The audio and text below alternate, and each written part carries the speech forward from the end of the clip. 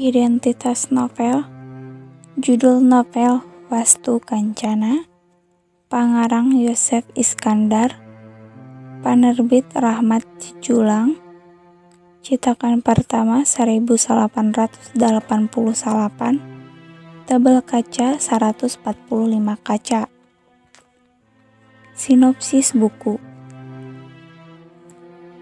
Dina eta buku dicarioskeun yen anu ngagentos samantara di Kerajaan Sunda Kawali teh Buni Sora, putra Raja Sunda aya jumeneng masih budak keneh. Janten kedah disiapkeun heula. Bewarang ngeunaan ti wasuci kulawargana di Majapahit henteu dibejakeun, sabab sieun langsung henteu bisa nahan amarah. Buni Sora pamana Wastu Kancana nyandak eta murangkalih keur diajar sagala rupa kailmuan di padepokan anu khusus keur ngagembleng pasukan khusus Karajaan Bala Mati. Carana henteu langsung, tapi diculik heula.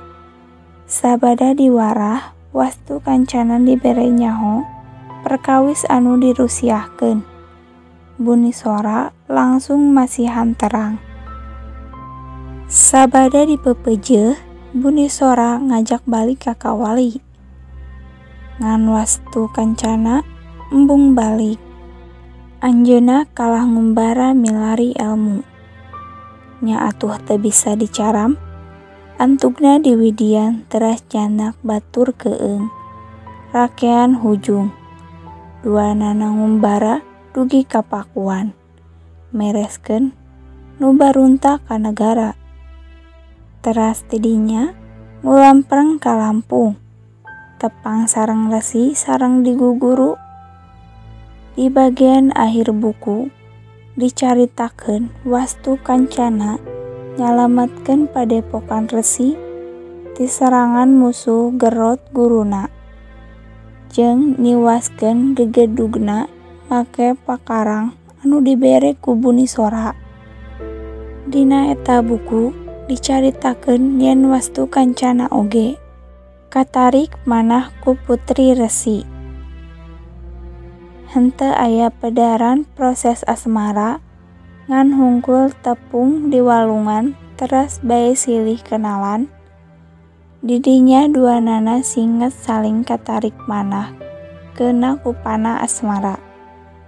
Basarek mulang ti Lampung ti padepokan Resi, duanana silih mere barang anu janten pangikat ati.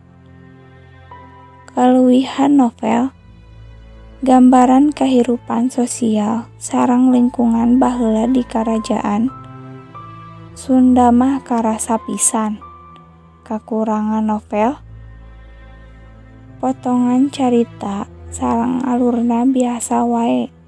Henteu aya nu istimewa dina eta buku. Biasana mun novel osok kiat dina kalimah sareng alur sarta gambaran konteks sosio-kultural jeung isina oge. Kadang matak ngajenghok anu maca.